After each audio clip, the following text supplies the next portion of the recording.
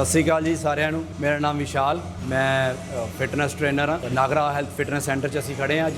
ਇੱਥੇ ਅਸੀਂ ਤੁਹਾਨੂੰ ਦੱਸਾਂਗੇ ਕਿ ਨਵੇਂ ਬੱਚਿਆਂ ਲਈ ਕੀ ਜ਼ਰੂਰੀ ਹੈ, ਕੀ ਚੀਜ਼ਾਂ ਵੱਲ ਉਹਨਾਂ ਨੂੰ ਧਿਆਨ ਦੇਣਾ ਚਾਹੀਦਾ ਵੇ, ਕਿਹੜੀਆਂ ਖੁਰਾਕਾਂ ਉਹਨਾਂ ਨੂੰ ਖਾਣੀਆਂ ਚਾਹੀਦੀਆਂ ਨੇ, ਕਿਸ ਤਰ੍ਹਾਂ ਦਾ ਵਰਕਆਊਟ ਉਹਨਾਂ ਨੂੰ ਸ਼ੁਰੂ ਕਰਨਾ ਚਾਹੀਦਾ ਵਾ ਜਿਹਦੇ ਨਾਲ ਉਹਨਾਂ ਦੀ ਬੋਡੀ 'ਚ ਇੰਪਰੂਵਮੈਂਟ ਹੋਵੇ ਤੇ ਕਿਸੇ ਵੀ ਤਰ੍ਹਾਂ ਦਾ ਕੋਈ ਵੀ ਉਹਨਾਂ ਦੀ ਬੋਡੀ 'ਚ ਨੁਕਸਾਨ ਨਾ ਹੋਵੇ। ਨੈਚੁਰਲ ਚੀਜ਼ਾਂ ਬਾਰੇ ਅਸੀਂ ਜ਼ਿਆਦਾ ਗੱਲ ਕਰਾਂਗੇ, ਨੈਚੁਰਲ ਵਰਕਆਊਟ ਦੇ ਉੱਤੇ ਜ਼ਿਆਦਾ ਫੋਕਸ ਕਰਾਂਗੇ। ਆਈਏ ਅਸੀਂ ਸ਼ੁਰੂ ਕਰਦੇ ਹਾਂ।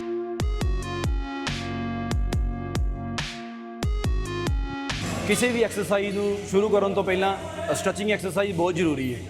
ਕੋਈ ਵੀ ਵਰਕਆਊਟ ਸ਼ੁਰੂ ਕਰਨ ਤੋਂ ਪਹਿਲਾਂ ਸਾਨੂੰ ਮਾਈਲਡ ਸਟ੍ਰੈਚ ਬਹੁਤ ਜ਼ਰੂਰੀ ਹੈ, ਫਿਰ ਹਲਕਾ ਜਿਹਾ ਵਾਰਮ ਅਪ ਕਰਕੇ ਫਿਰ ਪਰਟੀਕੂਲਰਲੀ ਜਿਹੜਾ ਮਸਲ ਤੁਸੀਂ ਟ੍ਰੇਨ ਕਰਨਾ ਵਾ ਉਹਨੂੰ ਚੰਗੀ ਤਰ੍ਹਾਂ ਵਰਕਆਊਟ ਕਰਨਾ ਵਾ ਕਿ ਉਹਨੂੰ ਰੈਡੀ ਕਰਨਾ ਵਾ ਪੂਰਾ ਕਿ ਮੇਨ ਟਾਸਕ ਵੱਲ ਜਾਣ ਲਈ। ਉਹਦੇ ਪਰ ਸਭ ਤੋਂ ਪਹਿਲਾਂ ਸਟ੍ਰੈਚਿੰਗ ਐਕਸਰਸਾਈਜ਼ ਕਰਨੀ ਪੂਰੀ ਬਾਡੀ ਦੀ ਸਟ੍ਰੈਚਿੰਗ ਦੋ ਤਰੀਕੇ ਨਾਲ ਤੁਸੀਂ ਕਰ ਸਕਦੇ ਹੋ, top to bottom, bottom to top. ਉੱਪਰੋਂ ਹੈਡ ਤੋਂ ਸ਼ੁਰੂ ਕਰਕੇ ਥੱਲੇ ਤੱਕ, ਥੱਲੇ ਤੋਂ ਉੱਪਰ। ਹੁਣ ਅਸੀਂ ਸ਼ੁਰੂ ਕਰਾਂਗੇ ਟੌਪ ਟੂ ਬਾਟਮ ਨੈਕ ਵੀ ਕਰਾਂਗੇ ਅਪ ਡਾਊਨ। ਮਾਈਲਡ ਸਟ੍ਰੈਚ ਕਰਨਾ ਵਾ, ਜ਼ਿਆਦਾ ਹਲਕਾ ਸਟ੍ਰੈਚ ਕਰਨਾ ਵਾ, ਜ਼ਿਆਦਾ ਨਹੀਂ। Down, shoulders, chest.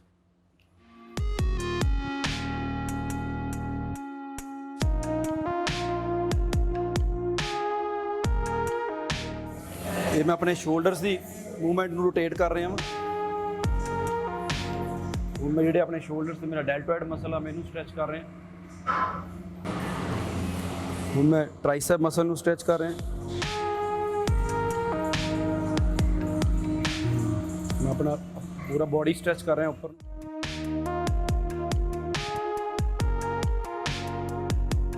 ਸਲੋਲੀ ਮੈਂ ਡਾਊਨ ਜਾ ਰਿਹਾ ਆਪਣੀ ਬੈਕ ਤੇ, ਆਪਣੇ ਲੋਅਰ ਬੈਕ ਤੇ ਹੈਮਸਟ੍ਰਿੰਗ ਨੂੰ ਸਟ੍ਰੈਚ ਕਰਦੇ ਹੋਏ।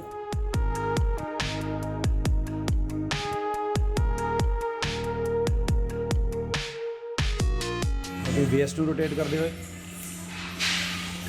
ਜਿਹੜੇ ਮਾਈਲਡ ਸਟ੍ਰੈਚ ਦੇ ਜਿਹੜੀ ਵੀ ਐਕਸਰਸਾਈਜ਼ ਆ ਮਾਈਲਡ ਸਟ੍ਰੈਚ ਦੀ, ਉਹ ਈਜ਼ੀਲੀ ਜਿੰਨੀ ਉਹਨਾਂ ਰੇਂਜ ਆਫ ਮੋਸ਼ਨ ਕਰਨਾ ਵਾ ਜਿੰਨਾ ਰੇਂਜ ਆਫ ਮੋਸ਼ਨ ਤੁਹਾਡੀ ਬੋਡੀ ਅਲਾਓ ਕਰਦੀ, ਜਿੰਨਾ ਵੀ ਅਲਾਓ ਕਰਦੀ, ਕਿਉਂਕਿ ਅਸੀਂ ਕਿਸੇ ਵੀ ਟਾਸਕ ਨੂੰ ਕਰਨ ਲਈ ਰੈਡੀ ਹੋ ਰਹੇ ਹਾਂ। ਇਸ ਕਰਕੇ ਉਹਨਾਂ ਹੀ ਰੇਂਜ ਆਫ ਮੋਸ਼ਨ ਆਪਣੇ ਬੋਡੀ ਨੂੰ ਉਹਨਾਂ ਕੁ ਸਟ੍ਰੈਚ ਕਰਨਾ ਵਾ ਜਿੰਨਾ ਕੁ ਹੋ ਪਾ ਰਿਹਾ ਵਾ। ਜਰਕੀ ਮੂਵਮੈਂਟਸ ਨਹੀਂ ਕਰਨੇ।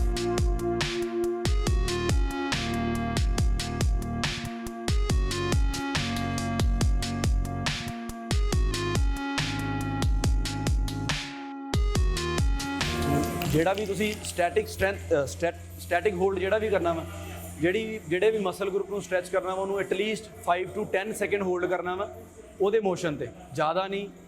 ਫੋਰ ਐਗਜ਼ਾਮਪਲ ਜਿੱਦਾਂ ਮੰਨ ਲਓ ਮੈਂ ਹੁਣ ਆਪਣਾ ਕੁਆਡਰਸੈਪ ਆਪਣਾ ਪੱਟ ਜਿਹੜਾ ਸਟ੍ਰੈਚ ਕਰ ਰਿਹਾ ਵਾਂ, ਮੈਨੂੰ ਹੋਲਡ ਰੱਖਿਆ ਇਹਨੂੰ 5 ਤੋਂ 10 ਸੈਕਿੰਡ ਵੀ ਜਿੰਨਾ ਮੈਂ ਹੋਲਡ ਕਰਾਂ ਇਹਨੂੰ ਕਰਾਂ ਤਾਂ ਕਿ ਮੇਰਾ ਮਸਲ ਜਿਹੜਾ ਪ੍ਰੋਪਰਲੀ ਮੇਰਾ ਮਸਲ ਸਟ੍ਰੈਚ ਹੋ ਜਾਏ। ਇਹਨੂੰ ਜਿੱਦਾਂ ਸਟ੍ਰੈਚ ਕੀਤਾ, ਹਾਂ ਇੱਦਾਂ ਕੁਆਡਰਸੈਪ, ਇੱਦਾਂ ਦੂਜੇ ਪਾਸੇ ਵੀ ਸੇਮ। ਕੋਈ ਵੀ ਮਸਲ ਗਰੁੱਪ ਜਿਹੜਾ ਸਟ੍ਰੈਚ ਕਰਨਾ ਵਾ ਉਹਨੂੰ ਇੱਦਾਂ ਹੀ ਸਟ੍ਰੈਚ ਕਰਨਾ ਕਿ ਉਹ ਪ੍ਰੋਪਰਲੀ ਥੋੜਾ ਸਟ੍ਰੈਚ ਹੋ ਜਾਏ।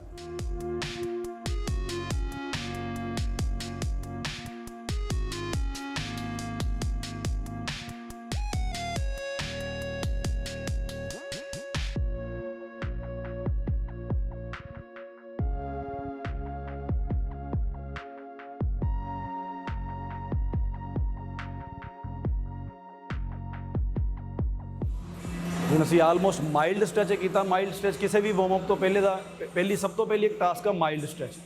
ਇਹਨੂੰ ਮਾਈਲਡ ਤਾਂ ਕਿਹਾ ਜਾਂਦਾ ਵਾ ਕਿ ਇਹ ਕਿਸੇ ਵੀ ਵਰਕਆਊਟ ਕਰਨ ਤੋਂ ਪਹਿਲਾਂ ਇਹਨੂੰ ਹਲਕਾ ਆਪਣੀ ਬੋਡੀ ਨੂੰ ਪੂਰਾ ਪ੍ਰੋਪਰ ਸਟ੍ਰੈਚ ਕਰਨਾ। ਇਸ ਤੋਂ ਬਾਅਦ ਅਗਲੀ ਐਕਸਰਸਾਈਜ਼ ਜਾਣ ਤੋਂ ਪਹਿਲਾਂ ਅਸੀਂ ਆਪਣੀ ਹਾਰਟ ਰੇਟ ਨੂੰ ਉੱਪਰ ਲੈ ਕੇ ਜਾਣਾ ਵਾ ਕਿਉਂਕਿ ਅਸੀਂ ਮੇਨ ਟਾਸਕ ਵੱਲ ਨੂੰ ਅੱਗੇ ਵਧਣਾ ਵਾ। ਇਹਦੇ ਲਈ ਸਾਨੂੰ ਇੱਕ ਕਾਰਡੀਓ ਐਕਟੀਵਿਟੀ ਕਰਨੀ ਪੈਣੀ ਜਿਹਦੇ 'ਚ ਸਾਡੀ ਕਾਰਡੀਓ ਥੋੜ੍ਹਾ ਇਨਵੋਲਵ ਹੋਵੇ। ਥੋੜ੍ਹੇ ਜੰਪਸ ਵਗੈਰਾ ਹੋ ਗਏ ਜਾਂ ਰਨਿੰਗ ਹੋ ਗਈ ਜਾਂ ਟ੍ਰੈਡਮਿਲ 'ਤੇ ਦੌੜ ਸਕਦੇ ਹੋ, ਤੁਸੀਂ ਸਕਿਪਿੰਗ ਕਰ ਸਕਦੇ ਹੋ, ਸਾਈਕਲਿੰਗ ਕਰ ਸਕਦੇ ਹੋ।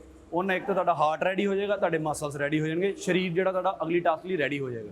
ਹੁਣ ਅਸੀਂ ਅਗਲੀ ਟਾਸਕ ਵੱਲ ਨੂੰ ਚੱਲਦੇ ਹਾਂ। ਆਪਾਂ ਥੋੜਾ ਪਹਿਲੇ ਟ੍ਰੈਡਮਿਲ 'ਤੇ ਥੋੜਾ ਵਾਕ ਕਰਾਂਗੇ, ਫਿਰ ਥੋੜਾ ਜੌਗ ਕਰਾਂਗੇ, ਹੌਲੀ ਆਪਣੀ ਇੰਟੈਂਸਿਟੀ ਨੂੰ ਇਨਕਰੀਜ਼ ਕਰਦੇ। ਆਓ ਅਸੀਂ ਹੁਣ ਟ੍ਰੈਡਮਿਲ 'ਤੇ ਚੱਲਦੇ ਹਾਂ।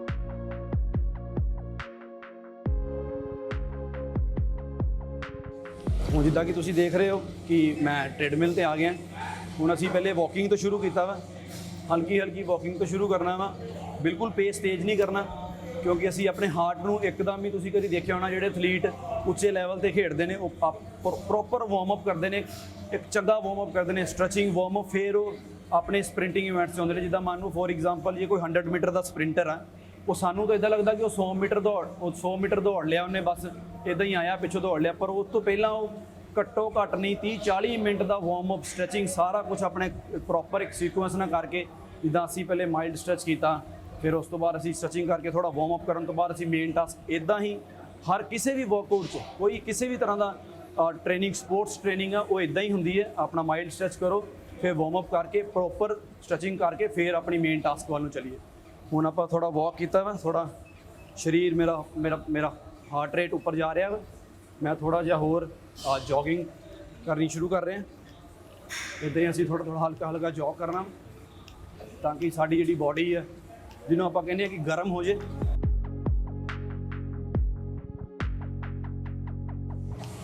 ਤੇ ਅਸੀਂ ਜਿਹੜੀ ਵੀ, ਜਿੱਦਾਂ ਅਸੀਂ ਜੇ ਗੱਲ ਕਰੀ, ਅਸੀਂ ਜੇ ਸਪੋਰਟਸ ਸਾਇੰਸ ਦੀ, ਕਿਸੇ ਵੀ ਟ੍ਰੇਨਿੰਗ ਵਿੱਚ ਜਿਹੜੀ ਸਪੋਰਟਸ ਸਾਇੰਸ ਆ ਉਹ ਬਹੁਤ ਜ਼ਿਆਦਾ ਇਨਵੋਲਵ ਆ। ਸਾਨੂੰ ਲੱਗਦਾ ਵਾ ਕਿ ਇਦਾਂ ਕਿ ਜੇ ਮੰਨ ਲਓ ਕੋਈ ਜੇ ਕੁਸ਼ਤੀ ਹੈ ਤੇ ਇਦਾਂ ਲੱਗਦਾ ਬਸ ਜ਼ੋਰ ਦੀ ਗੇਮ ਆ, ਜੇ ਵੇਟ ਲਿਫਟਿੰਗ ਆ ਤੇ ਬੰਦਾ ਸੋਚਦਾ ਸਿਰਫ ਜ਼ੋਰ ਦੀ ਗੇਮ ਆ। ਇਹ ਜ਼ੋਰ ਦੀ ਨਹੀਂ, ਇਹ ਮੋਸਟਲੀ ਟੈਕਨੀਕ ਵਿੱਚ ਬਹੁਤ ਇਨਵੋਲਵ ਹੁੰਦੀ ਹੈ, ਡਾਈਟ ਵਿੱਚ ਬਹੁਤ ਇਨਵੋਲਵਮੈਂਟ ਆ, ਮਸਲ ਆਪਣੇ ਸਾਡੇ ਸਾਰੇ ਇਨਵੋਲਵਮੈਂਟ ਤਾਂ ਹੈਗੀ ਹੈ। ਜੁਆਇੰਟਸ ਦੀ ਮੂਵਮੈਂਟ ਪ੍ਰੋਪਰਲੀ ਹੋਣੀ ਚਾਹੀਦੀ, ਨਹੀਂ ਤਾਂ ਜਿੱਦਾਂ ਨਵੇਂ ਬੱਚੇ ਹੁੰਦੇ ਸਾਡੇ, ਉਹਨਾਂ ਨੂੰ ਜੇ ਕੋਈ ਇੰਜਰੀ ਹੋ ਜਾਂਦੀ, ਉਹਦੇ ਕਾਰਨ ਇਹੀ ਹੁੰਦੇ, ਉਹਨਾਂ ਦੀ ਰੋਂਗ ਟੈਕਨੀਕ ਹੁੰਦੀ। ਅਸੀਂ ਉਹਨਾਂ ਚੀਜ਼ਾਂ ਵੱਲ ਜ਼ਿਆਦਾ ਫੋਕਸ ਕਰਾਂਗੇ ਅੱਜ। ਹੁਣ ਮੈਂ ਥੋੜਾ ਵਾਰਮ ਅਪ, ਸਰੀਰ ਮੇਰਾ ਹਾਰਟ ਰੇਟ ਉੱਪਰ ਹੋ ਗਿਆ ਵਾ, ਥੋੜਾ ਆਪਾਂ ਹੁਣ ਮੇਨ ਟਾਸਕ ਵੱਲ ਨੂੰ ਚੱਲਦੇ ਹਾਂ। ਆਓ ਭਾਜੀ, ਹੁਣ ਆਪਾਂ ਨਵੇਂ ਬੱਚਿਆਂ ਲਈ ਦੱਸਦੇ ਹਾਂ ਕਿ ਨਵੇਂ ਬੱਚਿਆਂ ਨੂੰ ਜਦੋਂ ਜਿਮ ਜੁਆਇਨ ਕਰਦੇ ਨੇ, ਉਹਨਾਂ ਨੂੰ ਕੀ ਚੀਜ਼ਾਂ ਜਿਹੜੀਆਂ ਬਹੁਤ ਜ਼ਿਆਦਾ ਧਿਆਨ ਦੇਣੀ ਚਾਹੀਦੀਆਂ ਵਾ। ਜਿੱਦਾਂ ਆਪਾਂ ਦੱਸਿਆ ਤੁਹਾਨੂੰ, ਮਾਈਂਡ ਸਟ੍ਰੈਚਿੰਗ ਐਕਸਰਸਾਈਜ਼ ਬਹੁਤ ਜ਼ਰੂਰੀ ਹੈ। ਸਟ੍ਰੈਚਿੰਗ ਤੋਂ ਬਾਅਦ ਜਿੱਦਾਂ ਸਭ ਤੋਂ ਪਹਿਲੇ ਬੱਚਿਆਂ ਲਈ ਔਨ ਬੋਡੀ ਵੇਟ ਐਕਸਰਸਾਈਜ਼ ਬਹੁਤ ਜ਼ਰੂਰੀ ਹੈ। ਔਨ ਬੋਡੀ ਵੇਟ ਐਕਸਰਸਾਈਜ਼ ਜਿੱਦਾਂ ਪੁਸ਼ਅਪਸ ਲਗਾ ਲਓ, ਬਰਫੀਜ਼ ਲਗਾ ਲਓ, ਸਕੁਆਟ ਲਗਾ ਲਓ, ਜੰਪਿੰਗ ਐਕਸਰਸਾਈਜ਼ ਲਗਾ ਲਓ। ਜਿੰਨਾ ਜ਼ਿਆਦਾ ਔਨ ਬੋਡੀ ਵੇਟ ਐਕਸਰਸਾਈਜ਼ ਕਰਨਗੇ, ਉਨਾ ਹੀ ਉਹਨਾਂ ਦੀ ਇੰਟਰਨਲ ਸਟਰੈਂਥ ਜਿਹੜੀ ਇਨਕਰੀਜ਼ ਹੋਏਗੀ, ਆਪਣੀ ਜੁਆਇੰਟ ਦੀ ਮੋਬਾਈਲਾਈਜੇਸ਼ਨ ਬਹੁਤ ਵਧੀਆ ਹੋਏਗੀ। ਹੁਣ ਜਿੱਦਾਂ ਅਸੀਂ ਮੰਨ ਲਓ ਪੁਸ਼ਅਪਸ ਕਰਦੇ ਹਾਂ, ਅਸੀਂ ਪੁਸ਼ਅਪਸ ਤੋਂ ਸਟਾਰਟ ਕਰਦੇ ਹਾਂ ਥੋੜਾ। ਸਟਾਰਟਿੰਗ ਤੋਂ ਆਪਾਂ ਅੱਜ ਮੰਨ ਲਓ ਅਸੀਂ ਪੁਸ਼ਅਪ ਦੇ ਵਿੱਚ ਮੇਜਰ ਮਸਲ ਪੈਕਟੋਰਲਿਸ ਮਸਲ ਆ, ਚੈਸਟ ਸਾਰਿਆਂ ਨੂੰ ਪਤਾ ਵਾ ਕਿ ਜਿਹੜਾ ਚੈਸਟ ਮਸਲ ਆ ਜ਼ਿਆਦਾ ਇਨਵੋਲਵ ਹੁੰਦਾ ਵਾ। ਚੈਸਟ, ਬਾਕੀ ਟ੍ਰਾਈਸੈਪ ਆਪਣਾ ਕੰਟਰੀਬਿਊਟਰੀ ਮਸਲ ਵੀ ਇਨਵੋਲਵ ਹੋ ਜਾਂਦਾ ਵਾ, ਬਾਕੀ ਕੋਰ ਟਾਈਟ ਰੱਖਣਾ ਹੁੰਦਾ ਵਾ ਸਾਰਾ। ਹਾਂ, ਅਸੀਂ ਥੋੜੇ ਪੁਸ਼ਅਪਸ ਲਗਾਉਂਦੇ ਹਾਂ, ਥੋੜਾ ਇਹਨਾਂ ਵਾਰਮ ਅਪ ਵੀ ਹੋ ਜਾਏਗਾ, ਡਾਇਨਾਮਿਕ ਵਾਰਮ ਅਪ 'ਚ ਵੀ ਆ ਜਾਂਦਾ ਹੈ।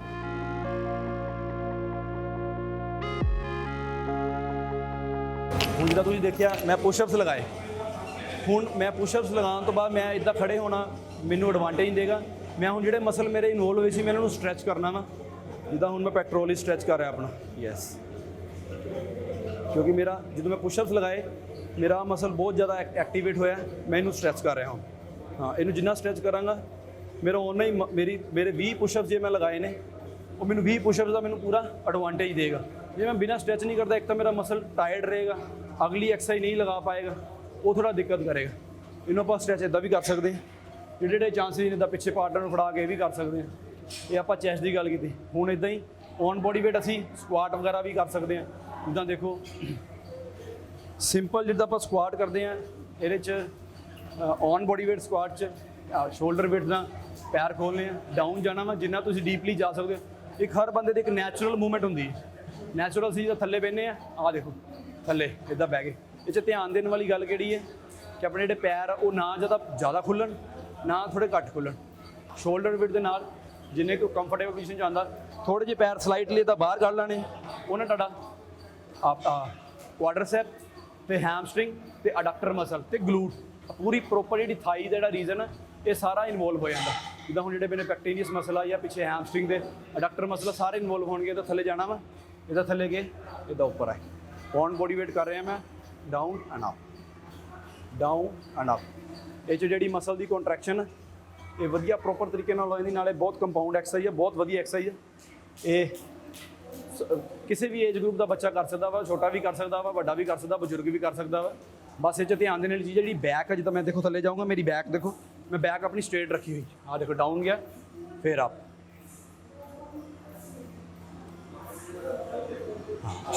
Down and up. ਇਹ 'ਚ ਜਿੱਦਾਂ ਮੈਂ ਕਰਾਂਗਾ, ਮੇਰੇ ਲੋਅਰ ਐਕਸਟ੍ਰੀਮਿਟੀਜ਼ ਦੇ ਮੇਰੇ ਸਾਰੇ ਮਸਲ ਇਨਵੋਲਵ ਨੇ। ਇਹ 'ਚ ਕੋਰ ਟਾਈਟ ਰੱਖਣਾ ਵਾ, ਮੇਰਾ ਗਲੂਟ, ਮੇਰੀ ਹੈਮਸਟਰਿੰਗ, ਮੇਰਾ ਕੁਆਡਰਸੈਪ, ਮੇਰੇ ਕਾਫ ਮਸਲਸ, ਹਰ ਮਸਲ ਮੇਰਾ ਇਨਵੋਲਵ ਹੈ ਇਹਦੇ 'ਚ।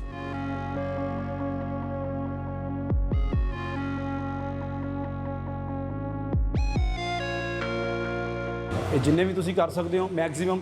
ਜੇ ਤੁਸੀਂ ਜਿਮ 'ਚ ਨਵੇਂ ਹੋ ਤੁਸੀਂ 10-10 ਦੇ ਸੈੱਟ ਕਰ ਲਓ, 5-5 ਦੇ ਕਰ ਲਓ। ਜਿੰਨੇ ਹਰ ਬੰਦੇ ਦੀ ਆਪਣੀ ਕਪੈਸਿਟੀ ਹੈ, ਆਪਣਾ ਜ਼ੋਰ ਆ। ਕਿਸੇ ਆਪਾਂ ਇੱਕ ਜਿਮ 'ਚ ਨਵੇਂ ਬੱਚਿਆਂ ਨੂੰ ਬੜਾ ਹੁੰਦਾ ਵਾ ਕਿ ਜੀ ਉਹ ਇੰਨਾ weight ਲਿਫਟ ਕਰ ਰਿਹਾ ਵਾ, ਜਿਹਨੂੰ ਆਪਾਂ ਈਗੋ ਲਿਫਟਿੰਗ ਕਹਿ ਦਿੰਦੇ ਆ। ਉਹ ਚੀਜ਼ ਨਹੀਂ ਹੋਣੀ ਚਾਹੀਦੀ ਕਿਉਂਕਿ ਉਹਦਾ ਡਿਸਐਡਵਾਂਟੇਜ ਹੈ। ਕਿਉਂਕਿ ਹਰ ਬੰਦੇ ਦਾ ਜਿੱਦਾਂ ਹਰ ਬੰਦੇ ਦਾ ਸਾਈਜ਼ ਡਿਫਰੈਂਟ ਆ, ਕੱਪੜੇ ਦਾ ਸਾਈਜ਼ ਡਿਫਰੈਂਟ ਆ, ਇੱਦਾਂ ਹੀ ਹਰ ਬੰਦੇ ਦੀ ਟ੍ਰੇਨਿੰਗ ਕਪੈਸਿਟੀ ਵੀ ਡਿਫਰੈਂਟ ਆ। ਇੱਕ ਬੰਦਾ ਬਹੁਤ ਜ਼ਿਆਦਾ weight ਲਿਫਟ ਕਰ ਸਕਦਾ ਵਾ ਕਿਉਂਕਿ ਉਹਦੀ ਇੰਟਰਨਲ ਸਟਰੈਂਥ ਬਹੁਤ ਆ। ਉਹ ਬਹੁਤ ਸਾਰੇ ਰੀਜ਼ਨਸ ਤੋਂ ਵੀ ਹੋ ਸਕਦੀ। ਰੀਜ਼ਨ ਜੈਨੇਟਿਕਲੀ ਹੋ ਸਕਦਾ, ਉਹਦੀ ਪਿੱਛੇ ਬੈਕਗਰਾਉਂਡ ਸਪੋਰਟਸ ਹੋਵੇ, ਉਹ ਸਪੋਰਟਸ ਉਹਦੇ ਫਾਦਰ, ਗ੍ਰੈਂਡਫਾਦਰ, ਮਦਰ ਜਾਂ ਕੋਈ ਸਪੋਰਟਸ ਪਰਸਨ ਹੋਵੇ, ਉਹਨੂੰ ਥੋੜ੍ਹਾ ਐਡਵਾਂਟੇਜ ਆ ਸਕਦਾ। ਇੱਦਾਂ ਅਸੀਂ ਕਿਸੇ ਵੱਲ ਦੇਖ ਕੇ ਨਹੀਂ ਇੱਦਾਂ ਕਰਨਾ। ਹਰ ਬੰਦੇ ਦੇ ਬੋਡੀ ਜੁਆਇੰਟ ਦੀ ਆਪਣੀ ਮੋਬਿਲਾਈਜੇਸ਼ਨ ਆ। ਹੁਣ ਜਿੱਦਾਂ ਫੋਰ ਐਗਜ਼ਾਮਪਲ ਜੇ ਆਪਾਂ ਗੱਲ ਕਰੀਏ, ਹੁਣ ਮੈਂ ਈਜ਼ੀਲੀ ਸਟ੍ਰੈਚ ਕਰ ਲੈਣਾ ਇੱਦਾਂ ਥੱਲੇ, ਮੇਰਾ ਬੋਡੀ ਅੱਛਾ ਫਲੈਕਸੀਬਲ ਆ ਜਿੰਨਾ ਕੁ ਹੈਗਾ ਇਹਦਾ। ਹੁਣ ਕਿਸੇ ਬੱਚੇ ਦਾ ਮੇਰੇ ਤੋਂ ਜ਼ਿਆਦਾ ਵੀ ਹੋ ਸਕਦਾ, ਕਿਸੇ ਦਾ ਘੱਟ ਵੀ ਹੋ ਸਕਦਾ, ਅਤੇ ਅਸੀਂ ਜਰਕੀ ਨਹੀਂ ਕਰਨਾ ਮੂਵਮੈਂਟ ਕੋਈ ਵੀ ਕਿ ਮੈਂ ਵੀ ਇੰਨਾ ਕਰਨਾ ਵਾ। ਠੀਕ ਹੈ, ਗੁੱਡ। ਆਪਣੇ ਆਪ ਨੂੰ ਇੰਪਰੂਵ ਕਰਨ ਲਈ, ਹਮੇਸ਼ਾ ਅੱਗੇ ਵਧਣ ਲਈ ਇਹ ਸਭ ਸਟੈਪਸ ਆਪਾਂ ਨੂੰ ਲੈਣੇ ਚਾਹੀਦੇ ਨੇ। ਪਰ ਜਿਹੜੀ ਚੀਜ਼ ਸਭ ਤੋਂ ਜ਼ਿਆਦਾ ਧਿਆਨ ਵਾਲੀ ਹੈ ਕਿ ਅਸੀਂ ਕਿਸੇ ਦੀ ਰੀਸ ਨਹੀਂ ਕਰਨੀ। ਹਾਂ ਠੀਕ ਆ, ਕੋਈ ਚੰਗੀ ਗੱਲ ਆ, ਕੋਈ ਚੰਗੀ ਚੀਜ਼ ਆ, ਕੋਈ ਚੰਗੇ ਟ੍ਰੇਨਰ ਨੇ ਕੋਈ ਗੱਲ ਦੱਸੀ, ਅਸੀਂ ਉਹਦੇ ਵੱਲ ਨੂੰ ਫੋਕਸ ਕਰੀਏ ਤਾਂ ਉਹ ਬਹੁਤ ਵਧੀਆ ਗੱਲ ਆ। ਨਹੀਂ ਤਾਂ ਇੱਦਾਂ ਰੀਸ ਕਰਕੇ ਕੋਈ ਚੀਜ਼ ਨਹੀਂ ਕਰਨੀ ਆਪਾਂ। ਠੀਕ, ਹੁਣ ਆਪਾਂ ਥੋੜ੍ਹਾ ਜਿਹਾ ਨਵੇਂ ਬੱਚਿਆਂ ਲਈ ਆਪਾਂ ਕਾਫੀ ਕੁਝ ਦੱਸਿਆ। ਹੁਣ ਆਪਾਂ ਥੋੜ੍ਹਾ ਜਿਹਾ ਜਿਹੜੇ ਟ੍ਰੇਨਡ ਐਥਲੀਟ ਆ ਉਹਨਾਂ ਲਈ ਥੋੜ੍ਹਾ ਜਿਹਾ ਵਰਕਆਊਟ ਦੱਸਾਂਗੇ। ਆਈਏ ਜੀ ਥੋੜ੍ਹਾ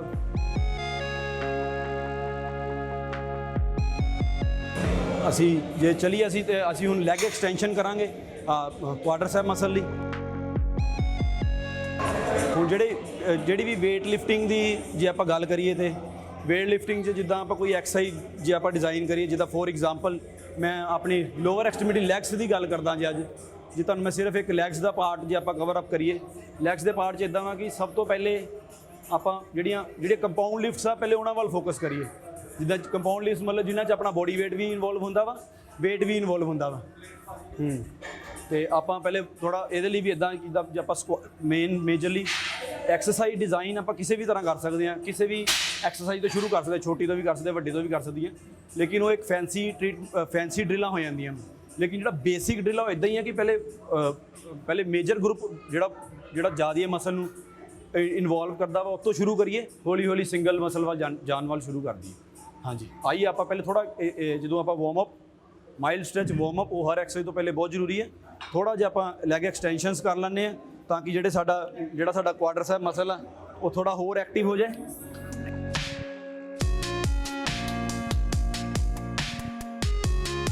ਅਸੀਂ ਆਪਣੀ ਵੇਟ ਆਪਣੀ ਹਾਈਟ ਦੇ ਹਿਸਾਬ ਨਾਲ, ਆਪਣੀ ਸਟਰੈਂਥ ਦੇ ਹਿਸਾਬ ਨਾਲ ਵੇਟ ਸੈੱਟ ਕਰ ਲੈਣਾ ਵਾ ਜਿੰਨਾ ਤੁਸੀਂ ਚੱਕ ਸਕਦੇ ਹੋ। ਮੈਂ ਲਾਈਟਰ ਵੇਟ ਸੈੱਟ ਕੀਤਾ ਵਾ ਕਿਉਂਕਿ ਮੈਂ ਵਾਰਮ ਅਪ ਲਈ ਕਰ ਰਿਹਾ ਵਾਂ।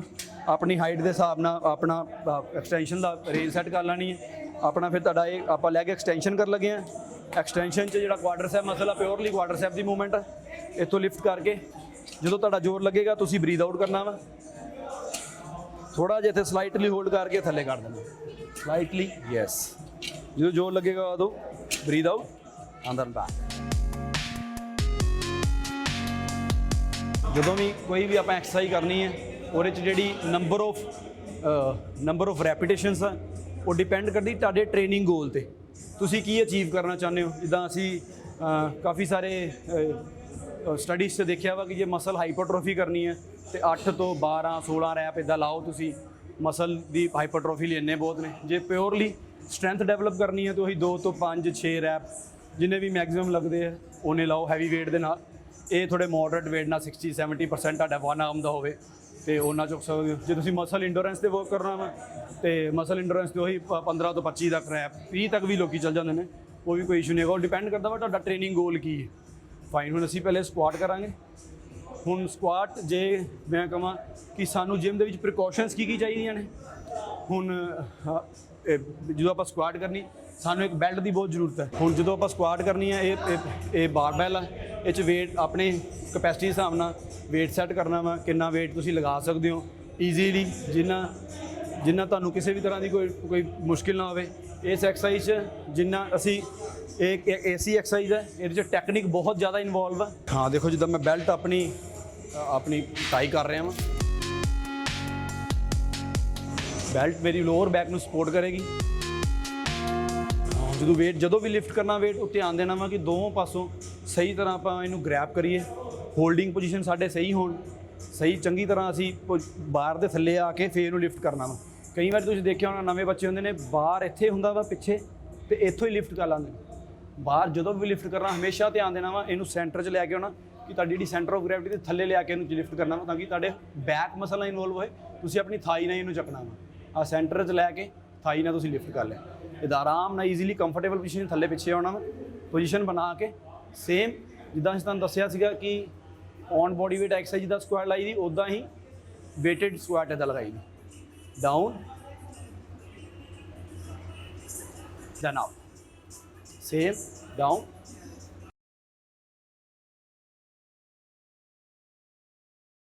ਜਿੰਨਾ ਹੀ ਇੰਪੋਰਟੈਂਟ ਵੇਟ ਨੂੰ ਚੁੱਕ ਕੇ ਲਗਾਉਣਾ ਵਾ ਇੰਨਾ ਹੀ ਇੰਪੋਰਟੈਂਟ ਵੇਟ ਨੂੰ ਰੱਖਣਾ ਵੀ ਹੈਗਾ, ਕਿਉਂਕਿ ਮੋਸਟਲੀ ਜਿਹੜੀ ਇੰਜਰੀਜ਼ ਹੈ ਉਹ ਵੇਟ ਨੂੰ ਚੱਕਣ ਵਕਤ ਜਾਂ ਵੇਟ ਨੂੰ ਰੱਖਣ ਵਕਤ ਹੁੰਦੀਆਂ।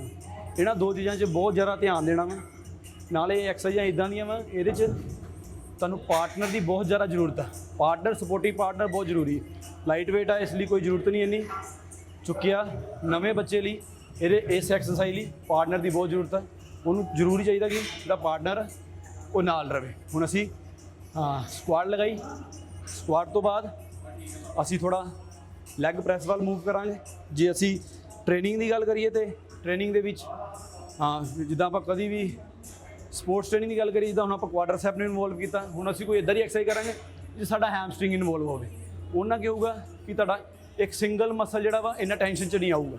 ਪਰ ਜੇ ਅਸੀਂ ਗੱਲ ਕਰੀਏ ਅਸੀਂ ਮਸਕੂਲਰ ਟ੍ਰੇਨਿੰਗ ਕਰਨੀ ਹੈ ਫਿਰ ਉਹਦੇ ਵਿੱਚ ਅਗੇਨ ਟ੍ਰੇਨਿੰਗ ਸਟੱਡੀਜ਼ ਕਹਿੰਦੀਆਂ ਨੇ ਜੇ ਤੁਸੀਂ ਸਕੁਆਟ ਲਗਾਈ, ਕੁਆਡਰਸੈਪ ਜ਼ਿਆਦਾ ਮੇਜਰ ਮਸਲ ਇਨਵੋਲਵ ਆ, ਫਿਰ ਲੈਗ ਐਕਸਟੈਂਸ਼ਨ ਲਗਾਓ ਜਿਹਨਾਂ ਤੁਹਾਡਾ ਮਸਲ ਹੋਰ ਸ਼ਾਰਪਨ ਹੋਊਗਾ। ਅਸੀਂ ਅੱਜ ਸਕੁਆਟ ਲਗਾਈ, ਹੁਣ ਅਸੀਂ ਥੋੜ੍ਹਾ ਲੈਗ ਪ੍ਰੈਸ ਵੱਲ ਜਾਵਾਂਗੇ। ਅਸੀਂ ਲੈਗ ਪ੍ਰੈਸ ਕਰਾਂਗੇ।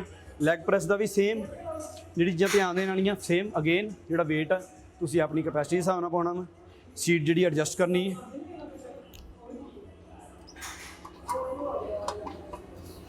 ਆਪਣੇ ਜਿਹੜਾ ਵੇਟ ਆ ਵੇਟ ਤੇ ਸੀਟਸ ਵਗੈਰਾ ਆਪਣੀ ਹਾਈਟ ਆਪਣੀ ਕੰਫਰਟੇਬਲ ਆਪਣੇ ਰੇਂਜ ਆਫ ਮੋਸ਼ਨ ਦੇ ਹਿਸਾਬ ਨਾਲ ਐਡਜਸਟ ਕਰਨੇ ਨੇ। ਇਹ 'ਚ ਅਗੇਨ ਤੁਸੀਂ ਚੈੱਕ ਕਰਨਾ ਵਾ ਕਿ ਮਸ਼ੀਨ ਦੀ ਜਿਹੜੀ ਕੰਫਰਟੇਬਲ ਜਾਂ ਸਟੈਟਿਕ ਪੋਜੀਸ਼ਨ ਉਹ ਕਿੱਦਾਂ ਦੀ ਹੈ। ਹੁਣ ਤੁਸੀਂ ਚੈੱਕ ਕਰ ਲਈ ਸਟੈਟਿਕ ਲੌਕਡ ਆ ਮਸ਼ੀਨ ਸਾਰੀ। ਹੁਣ ਤੁਸੀਂ ਪੋਜੀਸ਼ਨ ਲੈਣੀ ਹੈ। ਇਹ 'ਚ ਫੁੱਟ ਪਲੇਸਮੈਂਟ ਦੀ ਬਹੁਤ ਇੰਪੋਰਟੈਂਸ ਹੈ। ਤੁਹਾਡਾ ਪੈਰ ਇੱਦਾਂ ਉੱਪਰ ਥੱਲੇ ਨਹੀਂ ਹੋਣਾ ਚਾਹੀਦਾ, ਤੁਹਾਡੇ ਮਸਲ 'ਚ ਦਿੱਕਤ ਕਰੇਗਾ। ਇੱਕ 'ਚ ਹੋਰ ਮੇਜਰ ਕਿ ਤੁਸੀਂ ਤੁਹਾਡਾ ਬੈਕ ਆ ਉਹ ਪਿੱਛੇ ਸੀਟ ਨਾਲ ਅਟੈਚ ਰਵੇ, ਉੱਪਰ ਨਹੀਂ ਹੋਣਾ ਚਾਹੀਦਾ ਤਾਂ ਕਿ ਤੁਹਾਡੀ ਲੋਅਰ ਬੈਕ 'ਤੇ ਇਹਦਾ ਇਫੈਕਟ ਨਾ ਪਵੇ। ਪੂਰਾ ਪ੍ਰੋਪਰ ਜਿਹੜਾ ਪੈਰਾਂ ਦੀ ਫੁੱਟ ਪਲੇਸਮੈਂਟ ਕਰਕੇ ਹੁਣ ਤੁਸੀਂ ਇਹਨੂੰ ਲਿਫਟ ਕਰਨਾ। ਜਿਹੜੇ ਲੌਕਸ ਨੇ ਉਹਨਾਂ ਨੂੰ ਹੱਥ ਰੱਖਣਾ ਵਾ, ਲਿਫਟ ਕਰਕੇ ਲੌਕ ਅੰਦਰ ਪ੍ਰੈਸ ਕਰਤੇ, ਹੁਣ ਤੋਂ ਹੋਲਡ ਕਰ ਲਾਂਗਾ। ਹੋਲਡ ਕਰਕੇ ਸੇਮ ਇਹਨੂੰ ਥੱਲੇ ਲੈ ਕੇ ਆਉਣਾ ਵਾ, ਥੱਲੇ ਲਿਆਂਦਾ ਫਿਰ ਉੱਤੇ। ਹੁਣ ਇਹ 'ਚ ਹੋਰ ਇੱਕ ਜਿਹੜੀ ਚੀਜ਼ ਆ ਨੋਟ ਕਰਨ ਵਾਲੀ ਕਿ ਤੁਸੀਂ ਜਿਹੜੇ ਤੁਹਾਡੇ ਪੈਰ ਨੇ ਨੀਜ਼ ਨੇ ਇਹ ਪੂਰੇ ਸਿੱਧੇ ਨਹੀਂ ਕਰਨੇ। ਇਹ ਪੂਰੇ ਸਿੱਧੇ ਤਾਂ ਨਹੀਂ ਕਰਨੇ ਕਿਉਂਕਿ ਜਿਹੜੀ ਸਾਡੀ ਪੈਰ ਦੀ ਮੂਵਮੈਂਟ ਆ, ਜਿਹੜੇ ਸਾਡੇ ਨੀ ਜੁਆਇੰਟ ਦੀ ਮੂਵਮੈਂਟ ਆ ਉਹ ਇੱਥੋਂ ਤੱਕ ਆ, ਬਸ ਇਸ ਤੋਂ ਉੱਪਰ ਨਹੀਂ ਹੈਗੀ। ਕਈ ਵਾਰੀ ਕੀ ਹੁੰਦਾ ਵਾ ਵੇਟ ਜ਼ਿਆਦਾ ਹੋਣ ਕਰਕੇ ਨੀ ਜੇ ਆਪਾਂ ਜਾਰੀ ਸਿੱਧੀ ਕਰਦੇ ਨੇ ਇੱਥੇ ਬਹੁਤ ਜ਼ਿਆਦਾ ਸਟ੍ਰੈਸ ਹੁੰਦਾ, ਪੈਰ ਕਈ ਵਾਰੀ ਪਿੱਛੇ ਨੂੰ ਮੋੜਨ ਦੀ ਚਾਂਸਿਸ ਹੁੰਦੇ ਨੇ। ਇਸ ਕਰਕੇ ਇਹਨੂੰ ਹਲਕਾ ਜਿਹਾ ਬੈਂਡ ਰੱਖੀਦਾ ਵਾ ਕਿ ਤਾਂ ਕਿ ਜਿਹੜੇ ਸਾਡੇ ਪੈਰ ਨੇ ਸੇਫ ਰਹਿਣ, ਸਾਡੇ ਮਸਲ ਦੇ ਉੱਤੇ ਟੈਨਸ਼ਨ ਰਹੇ। ਮੈਂ ਜਿਹੜਾ ਵੇਟ ਆ ਸਾਰਾ ਆਪਣੇ ਕੁਆਡਰਸੈਪ, ਹੈਮਸਟਰਿੰਗ, ਕਾਫ ਦੇ ਜਿਹਦੇ 'ਤੇ ਚੁੱਕਿਆ ਹੋਇਆ। ਇੱਦਾਂ ਹੀ ਇਹਨੂੰ ਕਰਦੇ ਹੋਏ back and then up, back and up. ਹੁਣ ਇਹਦੇ ਵਿੱਚ ਫਿਰ ਅਗੇਨ ਤੁਸੀਂ ਧਿਆਨ ਦੇਣਾ ਵਾ ਕਿ ਜਿਹੜਾ ਤੁਹਾਡਾ ਰੇਂਜ ਆਫ ਮੋਸ਼ਨ ਹੈ ਤੁਸੀਂ ਆਪਣੇ ਜਿੰਨਾ ਤੁਸੀਂ ਪਿੱਛੇ ਲੈ ਕੇ ਆਓਗੇ ਓਨਾ ਹੀ ਤੁਹਾਨੂੰ ਐਡਵਾਂਟੇਜ ਹੈ। ਜਿੰਨਾ ਪਿੱਛੇ ਲੈ ਕੇ ਆਓਗੇ ਓਨਾ ਐਡਵਾਂਟੇਜ ਹੈ। ਜਿੰਨਾ ਤੁਸੀਂ ਅੱਗੇ ਇਹ 'ਚ ਦੋ ਤਰ੍ਹਾਂ ਤੁਸੀਂ ਕਰ ਸਕਦੇ ਹੋ। ਇੱਕ ਤਾਂ ਸੇਮ ਸਲੋਲੀ। ਹੁਣ ਜਿਹੜੇ ਰੈਪਸ ਦੀ ਜਿਹੜਾ ਰੈਪਸ ਦਾ ਮੋਸ਼ਨ ਉਹ ਵੀ ਤੁਸੀਂ ਦੇਖਣਾ ਵਾ ਕਿ ਜੇ ਮੰਨ ਲਓ ਤੁਸੀਂ ਹੈਵੀ ਐਕਸਰਸਾਈਜ਼ ਲਗਾ ਰਹੇ ਹੋ, ਜਿੱਦਾਂ ਜੇ ਸਟਰੈਂਥ ਗੇਨ ਕਰਨ ਲਈ ਜਾਂ ਬਹੁਤ ਜ਼ਿਆਦਾ ਮਸਲ ਮਾਸ ਵਧਾਉਣ ਲਈ ਤੁਸੀਂ ਜਿਹੜੇ ਰੈਪ ਨੇ ਉਹ ਸਲੋਲੀ ਲਗਾਉਣੇ ਨੇ। ਜਿੰਨੇ ਵੀ ਤੁਹਾਡੇ ਮੈਕਸਿਮਮ ਕਪੈਸਿਟੀ ਹਿਸਾਬ ਨਾਲ 8 ਤੋਂ 12 ਦੇ ਵਿੱਚ ਵੀ ਜਿੰਨੇ ਤੁਸੀਂ ਰੈਪ ਲਗਾ ਸਕਦੇ ਹੋ। ਜੇ ਬਹੁਤ ਜ਼ਿਆਦਾ ਹੈਵੀ ਲਗਾਉਣੇ ਆ ਉਹੀ 4 ਤੋਂ 6 7 8 ਜਿੰਨੇ ਵੀ ਮੈਕਸਿਮਮ ਤੁਸੀਂ ਲਗਾ ਸਕਦੇ ਹੋ ਨੇ। ਜੇ ਲਾਈਟਰ ਵੇਟ ਆ ਤੁਸੀਂ ਆਪਣੇ ਮਸਕੂਲਰਲੀ ਕਰਨਾ ਵਾ ਫਿਰ ਤੁਸੀਂ ਥੋੜ੍ਹੇ ਰੇਂਜ ਆਫ ਮੋਸ਼ਨ ਥੋੜ੍ਹਾ ਐਕਸਰਸਾਈਜ਼ ਥੋੜ੍ਹਾ ਤੇਜ਼ ਕਰ ਸਕਦੇ ਹੋ। ਉਹਦਾ ਰੇਂਜ ਆਫ ਮੋਸ਼ਨ ਇੱਦਾਂ ਕਰ, ਲੇਕਿਨ ਤੁਸੀਂ ਫਿਰ ਇੱਕ ਚੀਜ਼ ਧਿਆਨ ਦੇਣੀ ਹੈ ਕਿ ਤੁਸੀਂ ਵੇਟ ਦੇ ਚਲਤੇ ਆਪਣੇ ਮੋਮੈਂਟਮ ਨਹੀਂ ਗਵਾਉਣਾ। ਜੇ ਤੁਸੀਂ ਮੋਮੈਂਟਮ ਗਵਾ ਦੋਗੇ ਤੁਹਾਨੂੰ ਬੜਾ ਨੁਕਸਾਨ ਹੋਏਗਾ ਉਸ ਚੀਜ਼ ਦਾ ਨੁਕਸਾਨ, ਤੁਹਾਨੂੰ ਇੰਜਰੀ ਆ ਜਾਏਗੀ। ਇਸ ਕਰਕੇ ਜਿਹੜਾ ਮੋਮੈਂਟਮ ਆਪਣਾ ਸਹੀ ਰੱਖਣਾ ਵਾ, ਤੁਸੀਂ ਸੈੱਟ ਕਰਨਾ ਆਪਣਾ ਤੁਹਾਡਾ ਟ੍ਰੇਨਿੰਗ ਗੋਲ ਕੀ ਹੈ। ਤੁਹਾਡਾ ਟ੍ਰੇਨਿੰਗ ਗੋਲ ਜਿੱਦਾਂ ਹੁਣ ਮੇਰਾ ਟ੍ਰੇਨਿੰਗ ਗੋਲ ਹੈਗਾ ਵਾ ਕਿ ਮੈਂ ਜੀ ਆਪਣਾ ਈਜ਼ੀਲੀ ਮਸਲ ਸਟਰੈਂਥ ਲਈ ਕਰ ਰਿਹਾ, ਆਪਣਾ ਪਿੱਛੇ ਆਇਆ ਉੱਪਰ, ਇੰਨਾ ਕੁ ਪੇਸ ਬਹੁਤ ਅੱਛਾ ਵਾ। ਹੁਣ ਇਸ ਤੋਂ ਬਾਅਦ ਫਿਰ ਇਹ 'ਚ ਧਿਆਨ ਦੇਣ ਵਾਲੀ ਗੱਲ ਆ ਕਿ ਹੁਣ ਮੈਂ ਵੇਟ ਰੱਖਣ ਰੀ ਰੈਕ ਕਰਨ ਜਾ ਰਿਹਾ, ਤੇ ਰੀ ਰੈਕ ਬਹੁਤ ਸਹੀ ਤਰੀਕੇ ਨਾਲ ਕਰਨਾ ਵਾ। ਹੁਣ ਮੈਂ ਦੇਖਿਆ ਵੇਟ ਵਾਪਸ ਰੱਖਤਾ, ਥੱਲੇ ਰੱਖਿਆ, ਹੁਣ ਮੈਂ ਚੈੱਕ ਕਰਨਾ ਵਾ ਕਿ ਮੇਰਾ ਵੇਟ ਸਹੀ ਤਰ੍ਹਾਂ ਰੱਖਿਆ ਗਿਆ ਵਾ। ਹੁਣ ਮੇਰਾ ਵੇਟ ਸਹੀ ਹੈ, ਹੁਣ ਮੈਂ ਮਸ਼ੀਨ ਨੂੰ ਛੱਡਣਾ ਵਾ। ਹੁਣ ਕਿਸੇ ਵੀ ਕੋਈ ਵੀ ਐਕਸਰਸਾਈਜ਼ ਅਸੀਂ ਕਰਦੇ ਹਾਂ ਉਹਦੇ 'ਚ ਹਮੇਸ਼ਾ ਚੀਜ਼ ਧਿਆਨ ਦੇਣੀ ਹੈ, ਵੇਟ ਰੱਖਣਾ, ਵੇਟ ਨੂੰ ਰੀ ਰੈਕ ਕਰਨਾ ਬਹੁਤ ਜ਼ਰੂਰੀ ਹੈ। ਜਿੱਦਾਂ ਆਪਾਂ ਡੰਬਲਸ ਵਗੈਰਾ ਲਗਾਉਂਦੇ ਆ ਜਾਂ ਕੋਈ ਵੀ ਐਕਸਰਸਾਈਜ਼ ਸਕੁਆਟ ਲਗਾਈ, ਪਲੇਟਸ ਲਗਾਈ, ਇਹਨੂੰ ਵਾਪਸ ਰੀ ਰੈਕ ਜ਼ਰੂਰ ਕਰਨਾ। ਉਹਨਾਂ ਕਹਿੰਦੇ ਇੱਕ ਤਾਂ ਸਾਡੀ ਇੰਟਰਨਲ ਸਟਰੈਂਥ ਇਨਕਰੀਜ਼ ਹੁੰਦੀ, ਸਾਡੀ ਗ੍ਰਿਪ ਸਟਰੈਂਥ ਇਨਕਰੀਜ਼ ਹੁੰਦੀ। ਦੂਜਾ ਕਿ ਇੱਕ ਤਾਂ ਜਿਮ ਦਾ ਡਿਸਿਪਲਿਨ ਬਣਿਆ ਰਹਿੰਦਾ ਵਾ। ਬਾਕੀ ਦਾ ਐਡਵਾਂਟੇਜ ਇਹ ਹੈ ਕਿ ਜਿਹੜਾ ਸਾਡੀ ਜਿਹੜੀ ਗ੍ਰਿਪ ਸਟਰੈਂਥ ਹੈ, ਇੰਟਰਨਲ ਸਟਰੈਂਥ ਇਨਕਰੀਜ਼ ਹੁੰਦੀ, ਉਹਨਾਂ ਕਹਿੰਦੀ ਸਾਡੀ ਪਾਵਰ ਵਧਦੀ। ਪਾਵਰ ਵਧਣ ਨਾਲ ਕਿ ਅਸੀਂ ਜਿਹੜੀ ਐਕਸਰਸਾਈਜ਼ ਹੈ ਉਹ ਹੋਰ ਬਿਹਤਰ ਤਰੀਕੇ ਨਾਲ ਲਗਾ ਸਕਦੇ ਹਾਂ। ਹੁਣ ਅਸੀਂ ਇੱਕ ਹੈਮਸਟਰਿੰਗ ਦੀ ਐਕਸਰਸਾਈਜ਼ ਕਰਾਂਗੇ, ਹੈਮਸਟਰਿੰਗ ਦੀ ਲੈਗ ਕਰਲ ਕਰਾਂਗੇ। ਲੈਗ ਕਰਲ ਜਿਹੜੀ ਉਹ ਹੈਮਸਟਰਿੰਗ ਮਸਲ ਲਈ, ਜਿਹੜਾ ਮੇਰਾ ਹੈਮਸਟਰਿੰਗ ਮਸਲ ਆ ਇਹਦੇ ਲਈ ਐਕਸਰਸਾਈਜ਼ ਹੈ। ਅਗੇਨ ਇਹ 'ਚ ਆਪਣੀ ਹਾਈਟ ਦੇ ਹਿਸਾਬ ਨਾਲ ਮਸ਼ੀਨ ਨੂੰ ਸੈੱਟ ਕਰਨਾ ਵਾ, ਆਪਣੀ ਸਟਰੈਂਥ ਦੇ ਹਿਸਾਬ ਨਾਲ ਵੇਟ ਨੂੰ ਸੈੱਟ ਕਰਨਾ ਵਾ। ਸੇਮ ਇਹ 'ਚ ਪੋਜੀਸ਼ਨ ਲੈਣੀ ਹੈ ਆਪਣਾ, ਆ ਕੇ ਈਜ਼ੀਲੀ ਤੁਸੀਂ ਆਪਣਾ ਲੇ ਡਾਊਨ ਹੋਣਾ ਵਾ। ਹੁਣ ਇਹਦੇ ਥੱਲੇ ਕੋਈ ਵੀ ਹੈਮਸਟਰਿੰਗ ਕਰਲ ਦੀ ਮਸ਼ੀਨ ਹੈ ਜਿਹੜੀ ਲੇਟ ਕੇ ਕਰਨ ਵਾਲੀ ਹੋਏਗੀ, ਉਹਦੇ ਉੱਪਰ ਇੱਥੇ ਹੋਲਡਿੰਗ ਦੀ ਪੋਜੀਸ਼ਨ ਹੋਏਗੀ। ਇਹਨੂੰ ਹੋਲਡ ਕਰਕੇ ਅਗੇਨ ਪੂਰਾ ਲੇਟਣਾ ਵਾ, ਇਹਦਾ ਲਿਫਟ ਕੇ ਤਾਂ ਪਿੱਛੇ ਨੂੰ, ਫਿਰ ਵਾਪਿਸ। ਹੁਣ ਇਹ 'ਚ ਧਿਆਨ ਦੇਣ ਵਾਲੀ ਚੀਜ਼ ਕੀ ਹੈ, ਜਿੱਦਾਂ ਮੈਂ ਐਕਸਰਸਾਈਜ਼ ਕਰ ਰਿਹਾ ਵਾਂ, ਆਪਣਾ ਗਲੂਟ ਨਹੀਂ ਚੁੱਕਣਾ। ਕਈ ਬੱਚੇ ਕੀ ਕਰਦੇ ਨੇ, ਇੱਦਾਂ ਕਰ ਲੈਂਦੇ, ਇੱਦਾਂ ਨਹੀਂ ਕਰਨਾ, ਇਹ ਰੋਂਗ ਹੋ ਜਾਂਦਾ। ਆਪਣੀ ਸਿਰਫ ਹੈਮਸਟਰਿੰਗ ਨੂੰ ਜੋੜ ਦੇਣਾ ਵਾ। ਹਾਂ ਬਸ ਜਿੱਦਾਂ ਹੈਮਸਟਰਿੰਗ ਨੂੰ ਕਰਨਾ।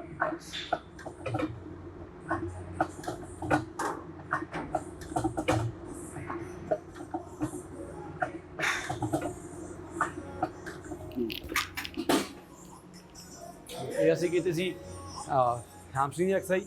ਅਗੇਨ ਜਿੱਦਾਂ ਮੈਂ ਤੁਹਾਨੂੰ ਐਕਸਰਸਾਈਜ਼ ਦੀ ਸਟਾਰਟਿੰਗ ਦੱਸਿਆ ਸੀ, ਅਸੀਂ ਕੋਈ ਵੀ ਕਿਸੇ ਵੀ ਤਰ੍ਹਾਂ ਦੀ ਐਕਸਰਸਾਈਜ਼ ਕਰਾਂਗੇ, ਐਕਸਰਸਾਈਜ਼ ਤੋਂ ਬਾਅਦ ਉਹ ਮਸਲ ਨੂੰ ਸਟਰੈਚ ਕਰਨਾ ਬਹੁਤ ਜ਼ਰੂਰੀ ਹੈ, ਤਾਂ ਕਿ ਮਸਲ ਸਾਡਾ ਸਟਿਫ ਨਾ ਹੋਵੇ ਤੇ ਸਾਡਾ ਅਗਲਾ ਸੈੱਟ ਵੀ ਵਧੀਆ ਤਰੀਕੇ ਨਾਲ ਲੱਗੇ, ਸਾਡੇ ਮਸਲ ਦੀ ਸ਼ੇਪ ਅੱਛੀ ਹੋਵੇ। ਤਾਂ ਕੋਈ ਵੀ ਐਕਸਰਸਾਈਜ਼ ਤੋਂ ਬਾਅਦ ਕੰਪਲਸਰੀ ਹੈ ਸਟਰੈਚਿੰਗ, ਬਹੁਤ ਜ਼ਰੂਰੀ ਹੈ। ਇਹ ਜ਼ਰੂਰੀ ਨਹੀਂ ਕਿ ਤੁਸੀਂ ਜਦੋਂ ਕੂਲਿੰਗ ਡਾਊਨ ਕਰਨਾ ਉਦੋਂ ਹੀ ਐਕਸਰਸਾਈਜ਼ ਕਰਨੀ, ਉਹ ਤਾਂ ਜ਼ਰੂਰੀ ਕਰਨੀ ਹੈ। ਕਈ ਵਾਰੀ ਬੱਚੇ ਕਹਿੰਦੇ ਨੇ ਮੈਂ ਐਕਸਰਸਾਈਜ਼ ਸ਼ੁਰੂ ਹੋਣ ਤੋਂ ਪਹਿਲਾਂ ਵਾਰਮ ਅਪ 'ਚ ਕੀਤੀ ਸੀ। ਇਟਸ ਓਕੇ, ਉਹ ਤੁਸੀਂ ਕੀਤੀ ਸੀ, ਬਹੁਤ ਵਧੀਆ ਗੱਲ ਹੈ। ਲੇਕਿਨ ਜਦੋਂ ਤੁਸੀਂ ਐਕਸਰਸਾਈਜ਼ ਕਰਨੀ ਹੈ, ਦੁਬਾਰਾ ਐਕਸਰਸਾਈਜ਼ ਕੋਈ ਵੀ ਰੈਪ ਲਾਉਣਾ ਵਾ ਕਿਸੇ ਵੀ ਮਸਲ ਦਾ, ਉਹਨੂੰ ਦੁਬਾਰਾ ਤੁਸੀਂ ਸਟਰੈਚ ਕਰਨਾ ਹੀ ਕਰਨਾ। ਜਿੰਨਾ ਤੁਸੀਂ ਸਟਰੈਚ ਕਰੋਗੇ ਉਹਨਾਂ ਤੁਹਾਡੇ muscle the range of motion ਜਿਹੜਾ ਵਧੀਆ ਰਹੇਗਾ, ਤੁਹਾਡੇ ਮਸਲ ਦੀ ਸ਼ੇਪ ਵਧੀਆ ਰਹੇਗੀ। ਆਓ ਹੁਣ ਅਸੀਂ ਕਾਫ ਮਸਲ ਦੀ ਐਕਸਰਸਾਈਜ਼ ਕਰਦੇ ਹਾਂ। ਕਾਫ ਮਸਲ ਇਹਦੀ ਐਕਸਰਸਾਈਜ਼ ਕਰਦੇ ਹਾਂ। ਇਹਦੀ ਆਪਾਂ ਦੋ ਤਰ੍ਹਾਂ ਦੀ ਐਕਸਰਸਾਈਜ਼ ਕਰ ਸਕਦੇ ਹਾਂ। ਆਪਣੇ ਕੋਲ ਸਟੈਂਡਿੰਗ ਅਸੀਂ ਹੀਲ ਰੇਜ਼ ਵੀ ਕਰ ਸਕਦੇ ਹਾਂ, ਆਪਾਂ ਸੀਟਡ ਹੀਲ ਰੇਜ਼ ਵੀ ਕਰ ਸਕਦੇ ਹਾਂ। ਆਪਾਂ ਪਹਿਲੇ ਸਟੈਂਡਿੰਗ ਕਰਦੇ ਹਾਂ। ਆਪਣਾ ਕੋਈ ਵੀ ਚੀਜ਼ ਤੁਸੀਂ ਇੱਥੇ ਐਡਜਸਟ ਕਰਕੇ, ਕਿਉਂਕਿ ਤੁਸੀਂ ਹੀਲ ਰੇਜ਼ ਕਰਨੀ ਹੈ ਤੇ ਪੈਰ ਥੋੜਾ ਵਾਈਡ ਓਪਨ ਕਰਕੇ, ਹੀਲ ਅਪ ਫੇਰ down, heel up, heel up, heel up down, heel up ਫੇਰ ਡਾਊਨ, ਹੀਲ ਅਪ ਫੇਰ ਡਾਊਨ। ਜਿੱਦਾਂ ਅਸੀਂ ਕਾਫ ਮਸਲ ਕੀਤਾ, ਹੁਣ ਕਾਫ ਮਸਲ ਨੂੰ ਵੀ ਸਟਰੈਚ ਕਰਨਾ ਵਾ। ਕਾਫ ਮਸਲ ਨੂੰ ਸਟਰੈਚ ਕਰਨ ਦੇ ਅਲੱਗ-ਅਲੱਗ ਤਰੀਕੇ ਨੇ। ਅਸੀਂ ਕਿਸੇ ਵੀ ਇੱਦਾਂ ਹੋਲਡਿੰਗ ਪੋਜੀਸ਼ਨ ਲੈ ਕੇ ਇੱਦਾਂ ਵੀ ਸਟਰੈਚ ਕਰ ਸਕਦੇ ਹਾਂ ਇਹਨੂੰ। ਹੋਰ ਸਿੰਪਲ ਵਿੱਚ ਜੇ ਤੁਹਾਨੂੰ ਨਹੀਂ ਸਪੋਰਟ ਮਿਲਦੀ, ਇੱਦਾਂ ਵੀ ਸਟਰੈਚ ਕਰ ਸਕਦੇ ਹੋ ਤੁਸੀਂ। ਕਾਫ ਮਸਲ, ਕਿਸੇ ਵੀ ਮਸਲ ਨੂੰ ਗਰੁੱਪ ਨੂੰ ਸਟਰੈਚ ਕਰਨ ਲਈ ਬਹੁਤ ਸਾਰੇ ਤਰੀਕੇ ਹੁੰਦੇ ਨੇ। ਤੁਸੀਂ ਈਜ਼ੀਲੀ ਜਦੋਂ ਤੁਸੀਂ ਸਪੋਰਟਸ ਟ੍ਰੇਨਿੰਗ ਕਰੋਗੇ, ਤੁਸੀਂ ਆਪਣੇ ਟ੍ਰੇਨਰਸ ਕੋਲ ਪੁੱਛੋਗੇ, ਬਹੁਤ ਸਾਰੇ ਤਰੀਕੇ ਹੁੰਦੇ ਨੇ ਹਰ ਮਸਲ ਨੂੰ, ਇੱਕ ਮਸਲ ਨੂੰ ਪਾਰਟੀਕੂਲਰਲੀ ਸਟਰੈਚ ਕਰਨ ਲਈ। ਅਸੀਂ ਹੁਣ ਕੀਤਾ ਸੀ ਸਟੈਂਡਿੰਗ ਕਾਫ। ਆਓ ਮੈਂ ਤੁਹਾਨੂੰ ਇੱਕ ਵਾਰੀ ਸੀਟਡ ਕਾਫ ਰੇਜ਼ ਵੀ ਦੱਸਦਾ। ਹੁਣ ਜਿੱਦਾਂ ਜਿਹੜਾ ਸੀਟਡ ਕਾਫ ਰੇਜ਼ ਆ, ਇਹਦੇ 'ਚ ਵੀ ਜਿੱਦਾਂ ਸੇਮ ਉਹ ਜਿਹੜੀ ਚੀਜ਼ਾਂ ਮੈਂ ਤੁਹਾਨੂੰ ਦੱਸ ਰਿਹਾ ਵਾਂ, ਬਾਰ-ਬਾਰ ਮੈਂ ਰਿਪੀਟ ਕਰਦਾ ਪਿਆ ਵਾਂ, ਉਹ ਤਾਂ ਕਰ ਰਿਹਾ ਵਾਂ ਕਿਉਂਕਿ ਹਰ ਵਾਰੀ ਤੁਸੀਂ ਉਹ ਚੀਜ਼ ਧਿਆਨ ਦੇਣੀ ਹੈ। ਆਪਣੀ ਸਟਰੈਂਥ ਦੇ ਹਿਸਾਬ ਨਾਲ ਵੇਟ ਸੈੱਟ ਕਰਨਾ ਵਾ, ਆਪਣੇ ਜੁਆਇੰਟਸ, ਆਪਣੇ ਬੋਡੀ ਦੇ ਆਕਾਰ ਦੇ ਹਿਸਾਬ ਨਾਲ ਆਪਣਾ ਜਿਹੜਾ ਮਸ਼ੀਨ ਦੇ ਸੈਟਸ ਨੇ ਉਹ ਸੈੱਟ ਰੱਖਣੇ ਨੇ। ਜਿੱਦਾਂ ਮਸ਼ੀਨ ਦੀ ਮੈਂ ਰੱਖਿਆ ਵਾ ਇੱਥੇ, ਹੁਣ ਮਸ਼ੀਨ ਮੈਂ ਇੱਕ ਸਟੈਪ ਹੋਰ ਡਾਊਨ ਮੈਨੂੰ ਕਰਨੇ ਪੈਣਾ ਵਾ।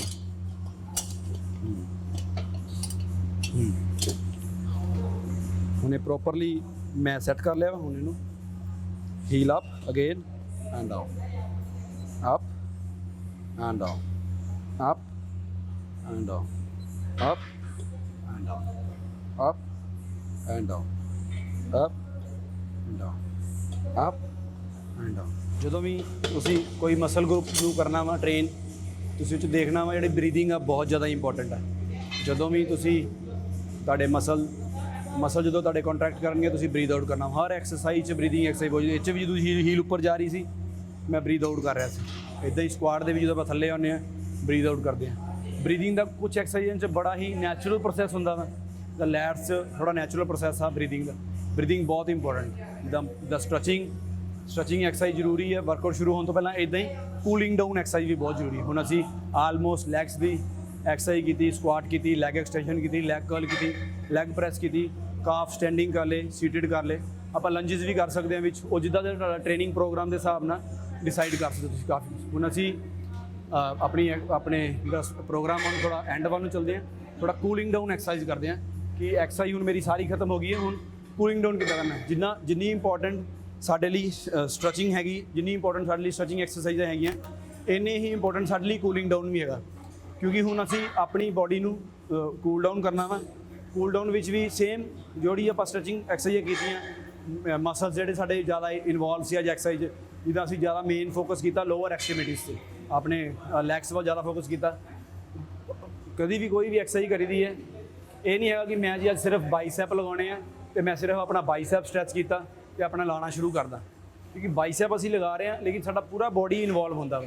ਜਦੋਂ ਅਸੀਂ ਬਹਿਣਾ ਵਾ, ਉੱਠਣਾ ਵਾ, ਸਾਡੇ ਥਾਈਜ਼ ਇਨਵੋਲਵ ਹੋ ਰਹੇ, ਬੈਕ ਕੋਰ ਇਨਵੋਲਵ ਹੋ ਰਿਹਾ, ਹਰ ਚੀਜ਼ ਇਨਵੋਲਵ ਹੋ ਰਹੀ। ਇੱਦਾਂ ਹੀ ਕੂਲਿੰਗ ਡਾਊਨ ਵਿੱਚ ਵੀ ਆਪਾਂ ਪੂਰੀ ਬੋਡੀ ਨੂੰ ਆਰਾਮ ਨਾਲ ਆਪਾਂ ਸੀਟਡ ਕੂਲ ਡਾਊਨ ਵੀ ਕਰ ਸਕਦੇ ਹਾਂ, ਖੜੇ ਹੋ ਕੇ ਵੀ ਕਰ ਸਕਦੇ ਹਾਂ। ਹੁਣ ਜਿੱਦਾਂ ਮੰਨ ਲਓ ਅਸੀਂ ਲੋਅਰ ਐਕਸਟ੍ਰੀਮਿਟੀਜ਼ ਦਾ ਕੀਤਾ, ਅਸੀਂ ਆਰਾਮ ਨਾਲ ਪਹਿਲੇ ਹੈਮਸਟਰਿੰਗ ਤੋਂ ਸ਼ੁਰੂ ਕਰਦੇ ਹਾਂ। ਹੈਮਸਟਰਿੰਗ ਸਟ੍ਰੈਚ,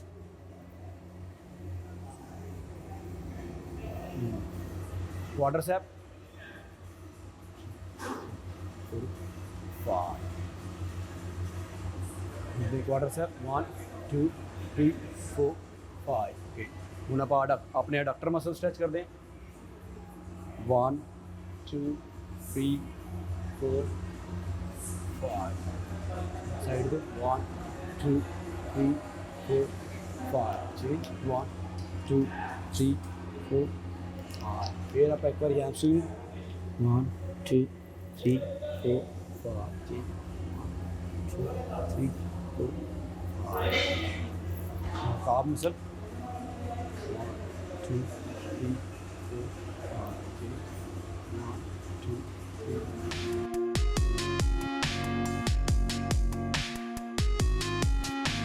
ਜਿਹੜੀ ਡਾਈਟ ਆ ਕਿਸੇ ਵੀ ਕੋਈ ਵੀ ਐਕਸਰਸਾਈਜ਼ ਲਈ ਜਾਂ ਸਾਡੇ ਲਈ ਨੋਰਮਲ ਬੰਦੇ ਲਈ ਵੀ ਜਿਹੜੀ ਡਾਈਟ ਆ ਬਹੁਤ ਜ਼ਰੂਰੀ ਹੈ। ਡਾਈਟ ਨੂੰ ਸਹੀ ਸਿਸਟਮੈਟਿਕ ਤਰੀਕੇ ਨਾਲ ਲਿਆ ਜਾਵੇ। ਬੈਲੈਂਸ ਡਾਈਟ ਨੂੰ ਆਪਾਂ ਕਹਿੰਦੇ ਹਾਂ। ਡਾਈਟ ਤਾਂ ਹਰ ਬੰਦਾ ਲੈਂਦਾ ਵਾ ਲੇਕਿਨ ਬੈਲੈਂਸ ਡਾਈਟ ਸਾਡੀ ਬਾਡੀ ਨੂੰ ਕੀ ਰਿਕੁਆਇਰਮੈਂਟ ਹੈਗੀ ਹੈ, ਕਿਹੜੀ ਮਾਤਰਾ 'ਚ ਕੀ ਖਾਣਾ ਚਾਹੀਦਾ ਵਾ, ਕਿੰਨਾ ਇਨਟੇਕ ਕਰਨਾ ਚਾਹੀਦਾ। ਆਪਾਂ ਨੋਰਮਲ ਇੱਕ ਨੋਰਮਲ ਜੇ ਬੰਦੇ ਦੀ ਗੱਲ ਕਰੀਏ ਜਿਹਨੇ ਐਕਸਰਸਾਈਜ਼ ਜਿਮ 'ਚ ਕਰਨ ਆਉਣੀ, ਨਵਾਂ ਬੱਚਾ ਵਾ, ਆਪਣੇ ਕੋਲ ਟ੍ਰੇਨਿੰਗ ਲਈ ਆ ਰਿਹਾ ਜਿਮ 'ਚ ਜਾਂ ਗਰਾਊਂਡ 'ਚ ਕਿਤੇ ਦੌੜਨ ਜਾ ਰਿਹਾ ਵਾ, ਆਪਣਾ ਤੁਸੀਂ ਐਕਸਰਸਾਈਜ਼ ਤੋਂ ਐਟਲੀਸਟ ਅਰਾਊਂਡ ਅਬਾਊਟ 2 ਆਵਰ ਪਹਿਲੇ, 1.5 ਤੋਂ 2 ਘੰਟੇ ਪਹਿਲੇ ਆਪਣਾ ਕੋਈ ਵੀ ਜਿਹੜੀ ਚੀਜ਼ ਖਾਣੀ, ਜਿੱਦਾਂ ਓਟਸ ਤੁਸੀਂ ਖਾ ਸਕਦੇ ਹੋ, ਦੁੱਧ 'ਚ ਭਿਗੋ ਕੇ ਓਟਸ ਖਾ ਸਕਦੇ ਹੋ, ਪੀਨਟ ਬਟਰ ਖਾ ਸਕਦੇ ਹੋ, ਬਰਾਊਨ ਬ੍ਰੈਡ ਦੇ ਉੱਤੇ ਪੀਨਟ ਬਟਰ ਲਗਾ ਕੇ, ਬਨਾਨਾ ਖਾ ਸਕਦੇ ਹੋ। ਜਿੰਨੇ ਕਾਰਬੋਹਾਈਡਰੇਟਸ ਅਸੀਂ ਇਨਟੇਕ ਕਰਾਂਗੇ ਵਰਕਆਊਟ ਤੋਂ ਬਿਫੋਰ, ਉਸ ਜਿੰਨੇ ਕਾਰਬੋਹਾਈਡਰੇਟਸ ਆ ਸਾਨੂੰ એનર્ਜੀ ਸਪਲਾਈ ਕਰਨਗੇ, ਉਹ ਜਿੰਨੇ ਸਾਨੂੰ એનર્ਜੀ ਸਪਲਾਈ ਕਰਨਗੇ ਉੱਡਾ ਸਾਡਾ ਵਰਕਆਊਟ ਅੱਛਾ ਹੋਏਗਾ। ਅਤੇ ਮੈਂ 2 ਘੰਟੇ ਦਾ ਟਾਈਮ ਇਸ ਲਈ ਕਹਿ ਰਿਹਾ ਕਿ ਸਾਨੂੰ ਆਉਣ ਤੋਂ ਪਹਿਲਾਂ ਉਹ ਸਾਡੇ ਸਰੀਰ 'ਚ ਅੱਛੀ ਤਰ੍ਹਾਂ ਡਾਈਜੈਸਟ ਹੋ ਜਾਣਗੇ, ਤਾਂ ਕਿ ਸਾਨੂੰ ਜਦੋਂ ਆਪਾਂ ਇੱਥੇ ਐਕਸਰਸਾਈਜ਼ ਕਰੀਏ ਸਾਨੂੰ એનર્ਜੀ ਸਪਲਾਈ ਕਰਨ। ਜੇ ਅਸੀਂ ਉਹਨੂੰ 10 ਮਿੰਟ ਜਾਂ 15 ਮਿੰਟ ਪਹਿਲੇ ਇਨਟੇਕ ਕਰਦੇ ਹਾਂ ਅਤੇ ਉਹ ਸਾਨੂੰ ਸਾਡੇ ਸਰੀਰ ਨੂੰ ਨੁਕਸਾਨ ਦੇ ਸਕਦਾ। ਉਹ ਨੁਕਸਾਨ ਇੱਦਾਂ ਨਹੀਂ ਦੇ ਸਕਦਾ ਕਿ ਕੋਈ ਹਾਰਮ ਪਹੁੰਚਾਏਗਾ। ਨੁਕਸਾਨ ਇਹਦਾ ਜੇ ਤੁਸੀਂ ਜ਼ੋਰ ਲਗਾਓਗੇ ਉਹ ਤੁਹਾਨੂੰ ਵੋਮਿਟ ਹੋਣ ਨੂੰ ਆਊਗੀ ਬਾਰ-ਬਾਰ। ਜਿੱਦਾਂ ਬੱਚੇ ਕਹਿੰਦੇ ਨੇ ਮੇਰੇ ਗਲੇ 'ਚ ਆਉਣ ਲੱਗ ਪਿਆ, ਉਹ ਫਿਰ ਇੱਦਾਂ ਗਲੇ 'ਚ ਨਹੀਂ ਆਏਗਾ ਉਹਨਾਂ ਦੇ। ਜਿੱਦਾਂ ਕਈ ਬੱਚੇ ਤੁਸੀਂ ਵੀ ਦੇਖਿਆ ਹੋਣਾ ਵਾ ਕਿ ਕੁਛ ਖਾਣਾ ਖਾ ਕੇ ਕੁਛ ਐਕਟੀਵਿਟੀ ਕਰਦੇ ਨੇ, ਯਾਰ ਮੇਰੇ ਤੋਂ ਨਾ ਬਾਹਰ ਆਉਣ ਨੂੰ ਕਰਦਾ ਪਿਆ। ਇੱਦਾਂ ਨਹੀਂ, ਇਸ ਕਰਕੇ 2 ਘੰਟੇ ਪਹਿਲੇ ਆਪਣੀ ਆਹ ਚੀਜ਼ਾਂ ਜਿਹੜੀ ਕਾਰਬੋਹਾਈਡਰੇਟਸ ਆ ਉਹਨਾਂ ਇਨਟੇਕ ਕਰਦੇ। ਸਵੀਟ ਪੋਟੈਟੋ ਲੈ ਸਕਦੇ ਨੇ, ਖਾਲੀ ਪੋਟੈਟੋ ਲੈ ਸਕਦੇ ਨੇ 2 ਘੰਟੇ ਪਹਿਲੇ। ਸਕਿਨੀ ਨੇ ਜ਼ਿਆਦਾ, ਜੇ ਪਤਲੇ ਨੇ ਤਾਂ, ਜੇ ਥੋੜ੍ਹੇ ਹੈਲਦੀ ਨੇ ਤਾਂ ਫਿਰ ਆਪਣਾ ਨੋਰਮਲ ਆਪਣਾ ਪੀਨਟ ਬਟਰ ਬ੍ਰੈਡ ਨਾਲ ਖਾ ਕੇ ਆਪਣਾ ਥੋੜ੍ਹਾ ਜਿਹਾ ਮਿਲਕ ਜੇ ਲੈਣਾ ਚਾਹਣ ਤਾਂ ਥੋੜ੍ਹਾ ਮਿਲਕ ਵੀ ਲੈ ਸਕਦੇ ਨੇ 2 ਘੰਟੇ ਪਹਿਲੇ। ਅਤੇ ਪੋਸਟ ਵਰਕਆਊਟ ਜਿੰਨਾ ਹੋ ਸਕੇ ਓਨਾ ਪ੍ਰੋਟੀਨ ਇਨਟੇਕ ਕਰਨਾ ਵਾ।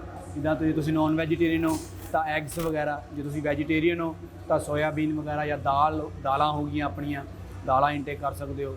ਫਿਰ ਹੋਰ ਤੁਹਾਡੇ ਜੇ ਨਾਨ ਵੈਜ ਚਿਕਨ ਲੈ ਸਕਦੇ ਹੋ, ਤੁਸੀਂ ਫਿਸ਼ ਲੈ ਸਕਦੇ ਹੋ। ਇੱਦਾਂ ਤਾਂ ਜਿਹੜਾ ਵਾਟਰ ਇਨਟੇਕ ਆ ਟ੍ਰੇਨਿੰਗ ਦੇ ਵਿੱਚ ਇਹ ਬਹੁਤ ਜ਼ਰੂਰੀ ਹੈ। ਸਿਪ ਡਿਊਰਿੰਗ ਟ੍ਰੇਨਿੰਗ ਸਿਪ ਕਰਕੇ ਆਪਣਾ ਹਰ ਐਕਸਰਸਾਈਜ਼ ਤੋਂ ਬਾਅਦ ਥੋੜ੍ਹਾ ਪਾਣੀ ਜਿਹੜਾ ਵਾ ਉਹ ਡਰਿੰਕ ਕਰਦੇ ਰਹਿਣਾ ਵਾ, ਅਤੇ ਆਪਣਾ ਜਿੰਨਾ ਵੀ ਹੋ ਸਕੇ ਸਿਹਤ ਦਾ ਧਿਆਨ ਰੱਖਣਾ ਵਾ। ਤੇ ਜਿਹੜੀ ਡਾਈਟ ਆ ਜਿੱਦਾਂ ਹੁਣ ਜੇ ਪ੍ਰੋਟੀਨ ਦੀ ਅਸੀਂ ਗੱਲ ਕਰਦੇ ਹਾਂ ਤਾਂ ਹੁਣ ਸਾਨੂੰ ਦੇਖਣੇ ਪੈਣਾ ਵੀ ਕਿ ਸਾਨੂੰ ਜਿਹੜਾ ਪ੍ਰੋਟੀਨ ਆ ਉਹ ਕਿਹੜੀ ਚੀਜ਼ ਤੋਂ ਕਿੰਨੇ ਲੈਵਲ ਦਾ ਮਿਲਦਾ। ਜਿੱਦਾਂ ਜੇ ਅਸੀਂ ਗੱਲ ਕਰੀਏ ਕਿ ਪਨੀਰ ਵੀ ਸਾਨੂੰ ਪ੍ਰੋਟੀਨ ਦਿੰਦਾ ਵਾ, ਸੋਇਆਬੀਨ ਵੀ ਸਾਨੂੰ ਪ੍ਰੋਟੀਨ ਦਿੰਦੀ ਹੈ, ਦਾਲਾਂ ਵੀ ਸਾਨੂੰ ਪ੍ਰੋਟੀਨ ਦਿੰਦੀਆਂ ਵਾ, ਨਾਨ ਵੈਜ ਐਗਸ ਵੀ ਸਾਨੂੰ ਪ੍ਰੋਟੀਨ ਦਿੰਦੇ ਨੇ, ਚਿਕਨ ਵੀ ਦਿੰਦਾ ਵਾ, ਫਿਸ਼ ਵੀ ਦਿੰਦਾ, ਮਟਨ ਵੀ ਦਿੰਦਾ ਵਾ। ਹੁਣ ਤੁਸੀਂ ਡਿਸਾਈਡ ਕਰਨਾ ਵਾ ਤੁਸੀਂ ਵੈਜੀਟੇਰੀਅਨ ਹੋ ਤਾਂ ਤੁਸੀਂ ਦਾਲਾਂ ਇੱਕ ਦਿਨ ਦਾਲ ਖਾ ਸਕਦੇ ਹੋ, ਫਿਰ ਆਪਣਾ ਇੱਕ ਦਿਨ ਤੁਸੀਂ ਸੋਇਆਬੀਨ ਵਗੈਰਾ ਖਾ ਸਕਦੇ ਹੋ, ਜਾਂ ਆਪਣੀਆਂ ਗ੍ਰੀਨ ਵੈਜੀਟੇਬਲਸ ਯੂਜ਼ ਕਰੋ ਆਪਣੇ। ਫਿਰ ਜੇ ਤੁਸੀਂ ਨਾਨ ਵੈਜੀਟੇਰੀਅਨ ਹੋ ਤਾਂ ਡਿਸਾਈਡ ਕਰੋ ਇੱਕ ਦਿਨ ਚਿਕਨ ਖਾ ਸਕਦੇ ਹੋ, ਇੱਕ ਦਿਨ ਫਿਸ਼ ਖਾ ਸਕਦੇ ਹੋ, ਇੱਕ ਦਿਨ ਮਟਨ ਖਾ ਸਕਦੇ ਹੋ। ਇਹ ਤੁਹਾਡੇ ਪ੍ਰੋਟੀਨ ਦੇ ਸੋਰਸਿਸ। ਹੋਪ ਕਰਦਾ ਹਾਂ ਕਿ ਤੁਸੀਂ ਇਸ ਚੀਜ਼ 'ਤੇ ਤੁਹਾਨੂੰ ਬੈਨੀਫਿਟ ਕਰਨਗੀਆਂ। Thank you.